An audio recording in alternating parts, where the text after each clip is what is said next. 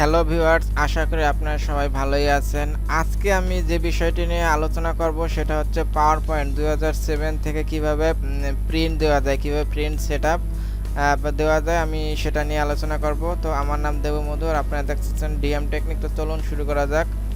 তো আমি এখানে কন্ট্রোল পি দিয়ে প্রিন্ট সেটআপটা আনলাম। প্রথমে যেটা করলাম সেটা হলো আমি প্রিন্টার সেটআপ দিলাম। এরপর এখানে দেখেন অল আছে আর স্লাইডস আছে, আর এখানে কারেন্ট স্লাইড আছে।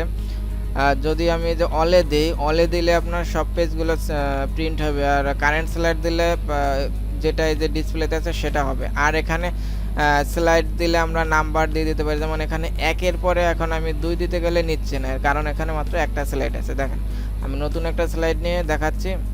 এখন যদি আবার আমি কন্ট্রোল পি দিয়ে দিই, এখন দেখেন এখানে 1 এরপর কমা 2 নিচ্ছে।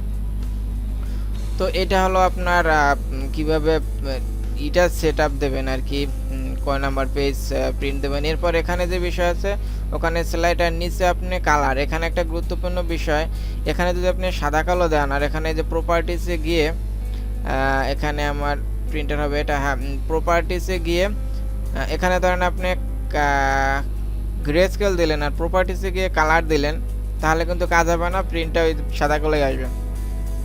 তার মানে মেইন বিষয় হচ্ছে প্রথমে যে আপনি সেটআপ দেবেন সেটা এখানে কালার দিলে কালার আসবে, সাদা কালো দিলে সাদা কালো আসবে। তো ওখানে পেজ দেবো আমি A4 বা যাই দেই, পোর্ট্রেট বা ল্যান্ডস্কেপ, এরপর ওকেতে দিলেই প্রিন্ট হবে। আর এখানে আমরা কপি দিতে পারি যে কয় কপি। তো এই ছিল আমার ভিডিও। যদি ভিডিওটি আপনাদের ভালো লেগে থাকে তাহলে অবশ্যই লাইক, কমেন্ট, শেয়ার এবং আমার চ্যানেলটি সাবস্ক্রাইব করবেন। ধন্যবাদ, ভালো থাকবেন সবাই।